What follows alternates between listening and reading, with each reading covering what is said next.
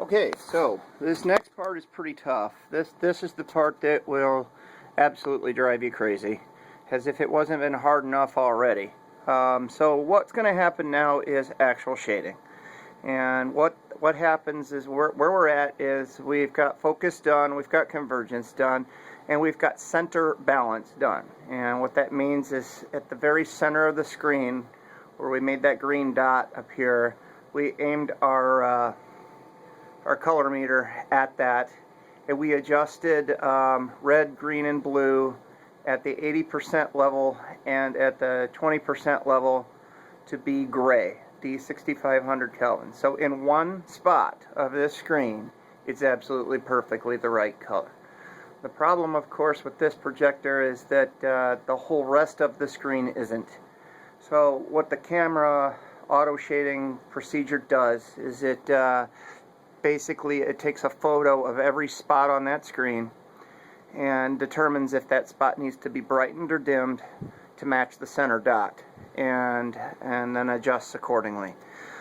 This is an involved procedure. This will be a pretty long video. So let's start with some hardware. What you need to do, assuming you can even get your hands on a JVC auto setup tool, which maybe Leo Bassett could help you out. He helped me out. That's this thing here. And you notice that I don't have it inside the projector. Normally this thing actually lives right there where that little circle is next to the sticker. We've discovered if you stick it in there, it gets too hot and doesn't work well. So for best results, you have to actually remove it. This thing comes with a calibration pipe right here, and what you do with that is you actually take this screw off, and this little pinion gear will come out, and then this whole lens assembly unscrews, and you put this tube in. There's this little red LED that goes in the end of the tube, and I've actually disassembled my tube because I was having some issues with that red LED, so I just kind of leave it set up the way it is now, and I'll walk through that procedure over the next few videos. So the first thing we got to do though is ditch the tech remote and hook it to a computer now. So I've got just got a really old Windows 98 machine over here. Windows 98 is kind of handy for this because one, it comes with the simple terminal software you need, but more importantly, you can actually hook your projector up to this, and Windows 98 actually supports really low resolutions, which come in handy for focus if you want to do it that way. But the way I did focus was a little bit differently, as you saw with the focus rods.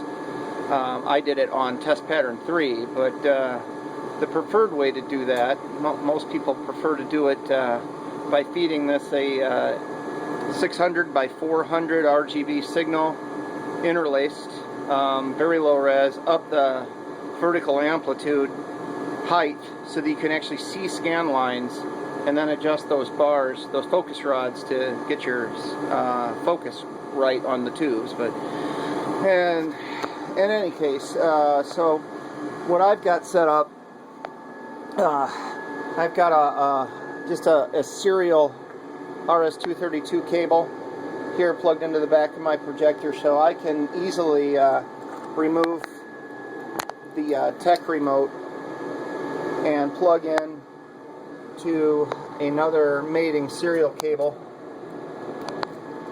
like so, which goes off to the computer.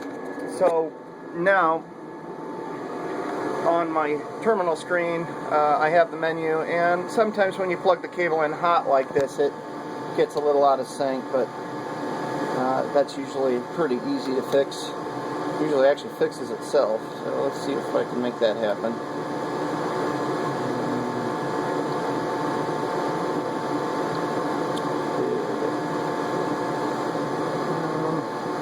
Not having much luck with that. Hold on a second.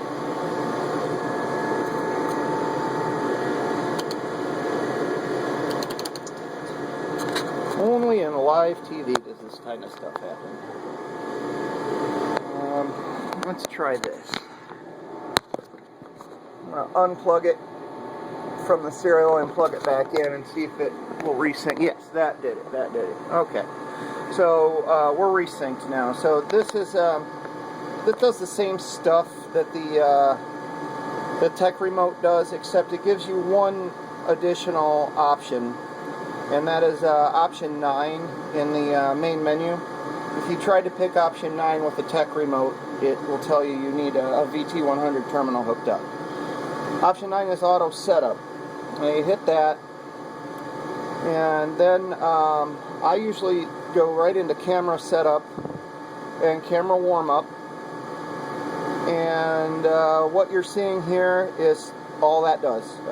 It just says run time. It says run for greater than 15 minutes, and then there's a little timer there. Well, this has been on all day, so we're good there. I'm going to escape out of that. Alright, and could do camera calibration. You hit number 2, and yeah. No, I did that wrong. Let's see, number 4, utilities. There we go. No, I'm sorry. I'm sorry. Camera calibration, number 2.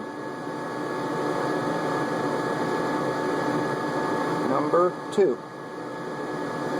Okay, now it says attach the cal tube fixture and plug in the cable. So, all I need is a small flat blade screwdriver, and I'm going to take the lens off. I have to set the camera down. I'm working by myself today, so bear with me. It just takes a second. Okay, I'm loosening the screw. I'm pulling the pinion gear off, which is right there, and then I can hand unscrew the lens. Just basically force it left, a little bit of force on it, and it'll break free, and then it just threads out like so. Okay. Then you put the tube in place of the lens, and this is a very, very tight threaded metal on metal, so it usually takes a bit of effort to get those threads started. Once it's started, it just gently screws in. And then I place this little LED at the end of the tube. Yeah. I'm going to need both hands, bear with me.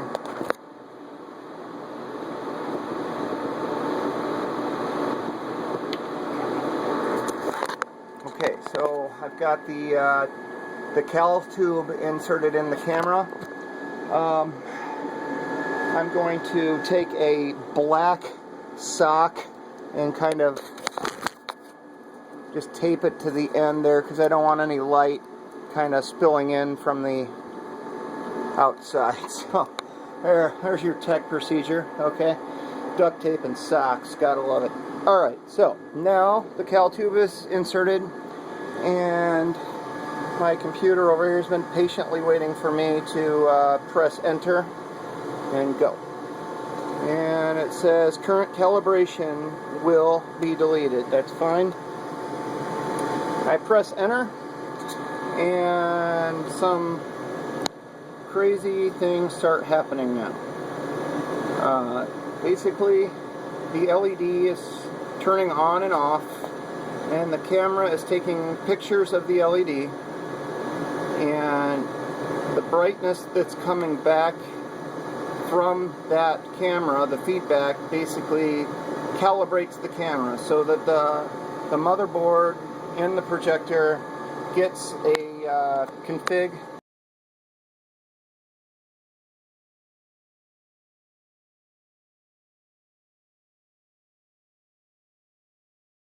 Make sure the camera is warmed up. You want to make sure the room that you're in has a regulated temperature. I've even gone so far as to install this little thermostat, and it's monitoring the internal temperature right at the middle ILA. I have it set to 78 degrees, and what happens here when it hits 78, that little red LED comes on telling me that the call for cooling is coming out.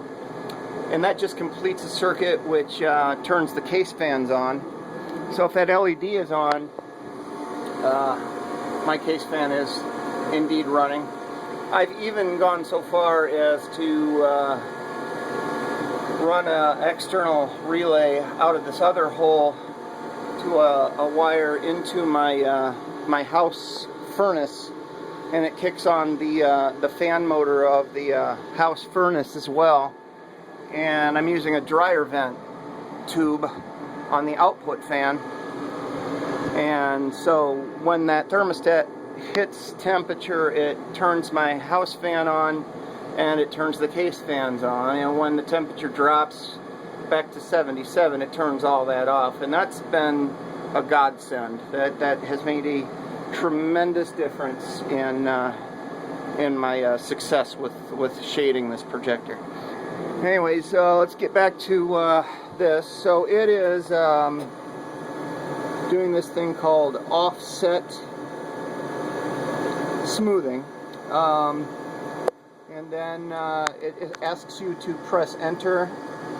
And what I see on the screen being projected is that I do see scan line or retrace lines. I see a nice black square. That's pretty normal. I'm going to press enter on the keyboard, and then it does some more stuff. It says that it is fine-tuning gain. Again, it's just taking readings off of the LED. It's not taking a picture of the screen yet. It says nothing to do with the screen. The lens isn't even hooked to the camera right now. It's as you can see, it's just taking pictures of that LED, and it doesn't take terribly long, a few minutes. So we'll wait it out here. Soon, it's going to display two pictures out on the screen in green. One, it'll be a picture of the light on, the LED light on, and one with the picture of it off. And I'll talk about those pictures in a minute, because experience has taught me that you're looking for certain characteristics in those photos, and if you don't see these, you're not going to have any success. Things will get, you need to make other adjustments if things go wrong. So this is also a little misleading. It says press enter to go. If I remember right, it just goes on its own. I might be able to force it. Let's see. No, I'm gonna press enter. Okay. Let's do some more adjusting. And if you're interested in the other stuff on the screen now, all of that text there, for the most part, that's there all the time. Those are just all of the same buttons that are on the tech remote, laid out as keys on the keyboard. Okay, it's asking me to press enter again.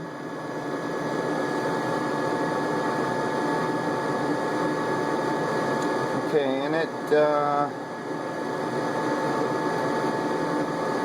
okay, now it says lamp on image, and you'll notice that some things are changing, and then it waits for this enter to go, and then this is where you check. All right, so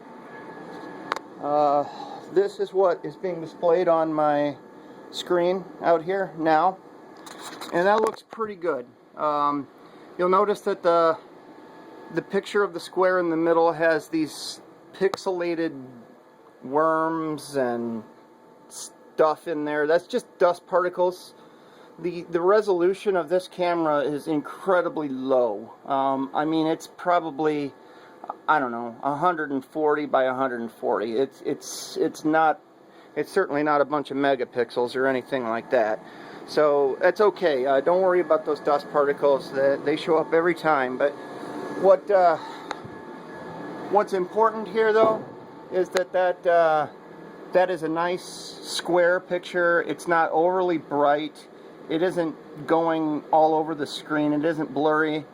And the outer square is pretty dark. So that looks right to me. It's asking me to press enter again. And now it says lamp off image. And let's look at that. Okay. Again, I've got a nice clean square black picture. What I've learned from experience is if this black square in the middle here is, I don't know if it's showing up on this camera or not. There's tiny little specks of green in there, but nothing crazy. If what you see is bright specks, or if that whole thing kind of looks foggy or overly bright or overly exposed, it's not going to work. Your green G2 is too hot, and that's what's causing that typically. Or I've even seen you might have your lamp current up too high, and it's just generating too bright of a thing. But okay, so that is calibrated now. So what I need to do next is remove the calibration tube and put the lens back on. So I'm going to do that now. Start by removing Mr. Sock, pull the LED out, unscrew the tube. Okay. And I am now placing the lens back in. One thing to note, depending on the lens set, projection lens set that you're using, you need to match that with the camera lens. I'm using, I think it's a 1:1 ratio lens, zoom lens, not a zoom lens. It's a fixed lens, and Leo had to set me up with this 1:1 camera lens. He told me not to lose it because it might be the only one on the planet. So, yeah. So now I'm going to put the pinion gear back on with the flat blade screwdriver.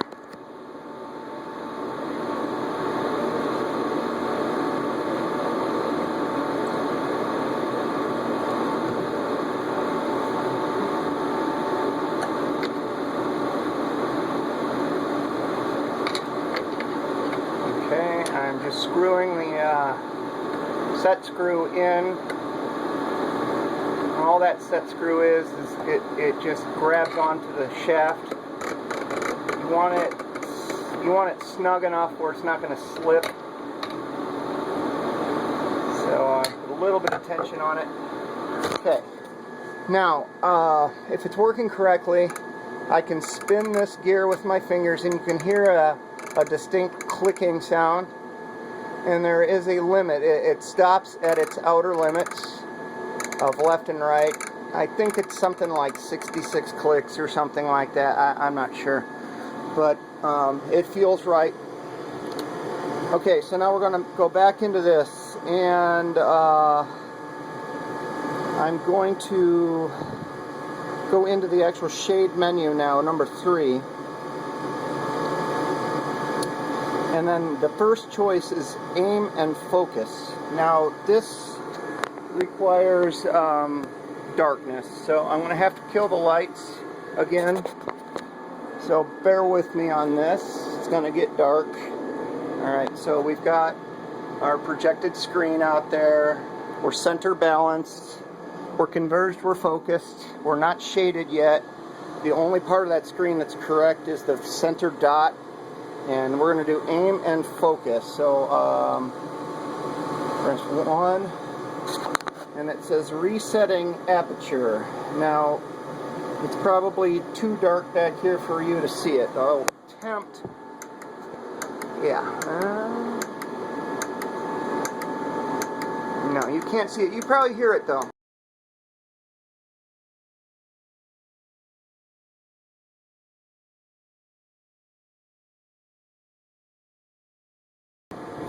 And it's basically, that's opening and closing the aperture of that camera lens. And it says on my terminal, it says center bright image inside area. Okay, so I'm going to press enter on that. What will happen now is the camera will again work some focusing and aperture setting. It'll set out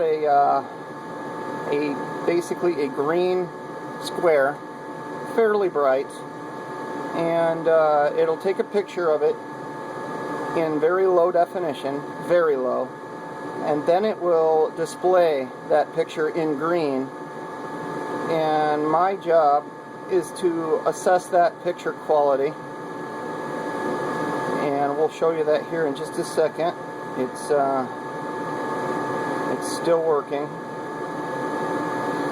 You can probably see little green flashes of light coming back into the room. Okay, this is the screen I wanted to see. It says press escape to exit or space bar to cycle. And what I'm seeing on the screen out there is this, and that's really pretty good. That is a photo of the screen. If you look at the big rectangle in the middle of the dark square, that is my paper screen, and if you look above and below that, you can actually see a little bit of reflection off of the furnace pipes down here. So it's not centered, and I'm going to fix that now. So the computer says press spacebar to cycle. So I'm going to hit space, and then I'm going to walk over here, and what you'll see, if I can get a good shot of it, is it's just cycling through this same pattern. You see a white or a green square, and then a photo of the room, and then back to The Simpsons for a second, and then a photo of the room. And so I'm just gonna nudge the camera a little bit, left or right. Okay, I definitely went the wrong way there. Yeah. So let's go this way.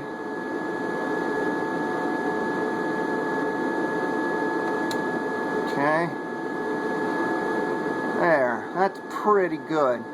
That is pretty centered. Yeah, I like that. Okay. Now we are aimed.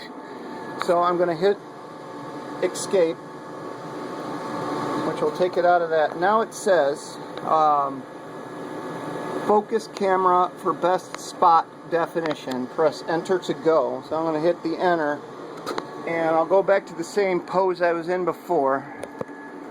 Okay, so what's happening now is the projector is sending out a test pattern of green spots, and they're changing in brightness.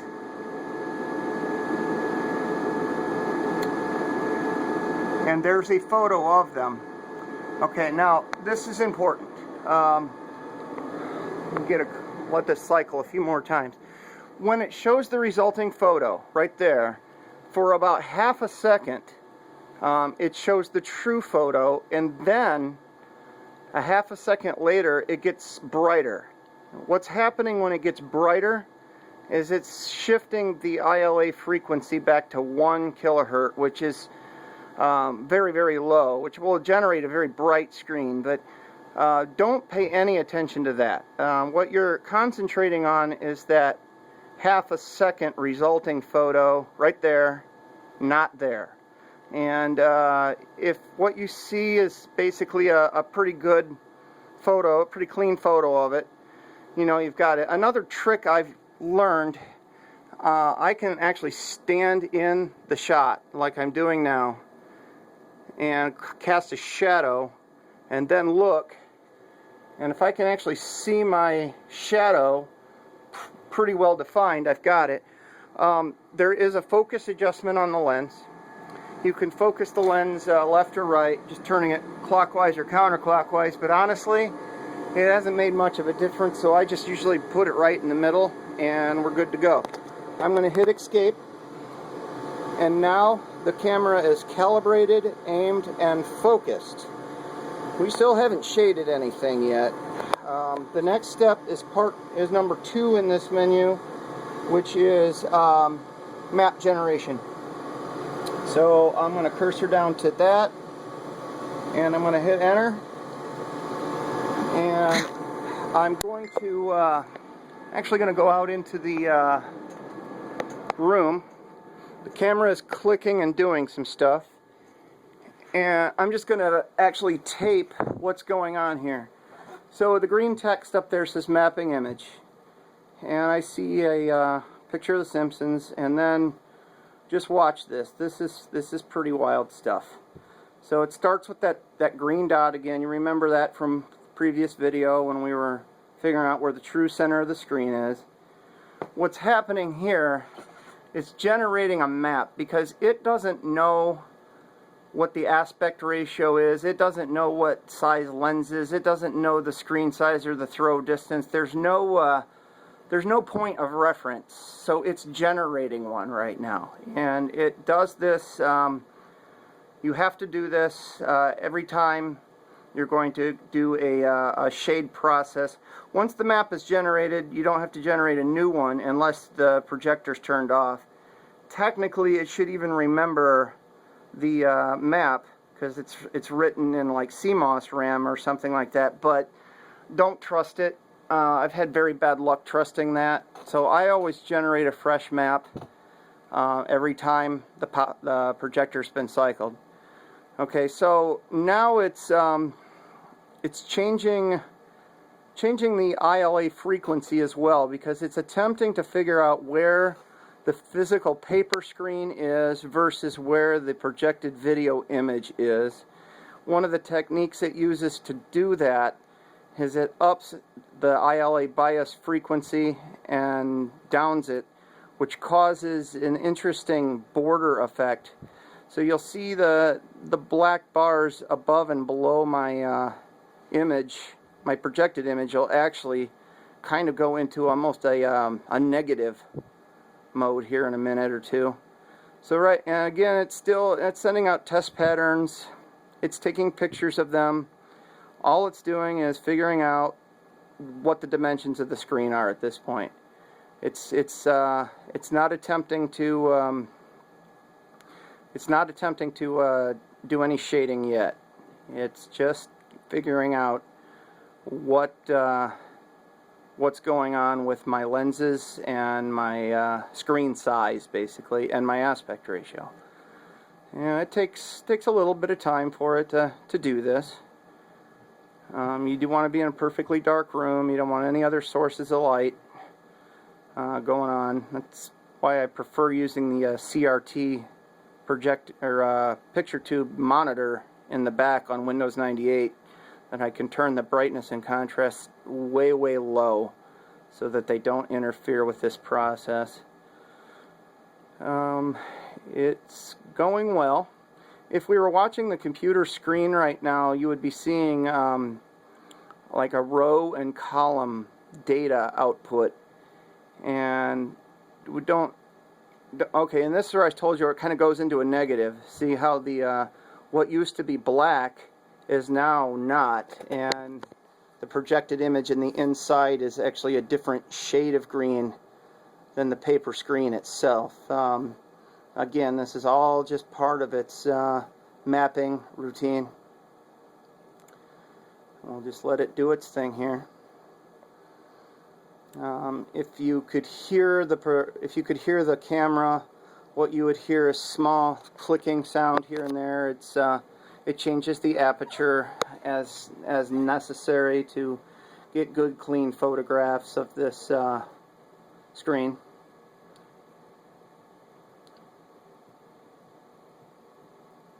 If it stops anytime in the procedure, if it just quits doing something, like it freezes or hangs, that's a pretty good indication that the procedure has failed.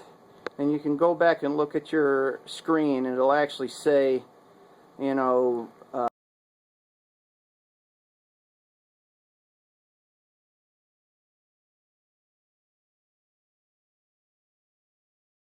some various reasons. So, but the fact that this is still doing stuff is a good sign.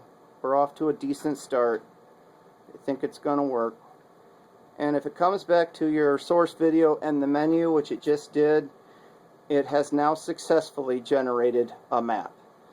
Okay, so in the next video, I'm going to actually shade a color now.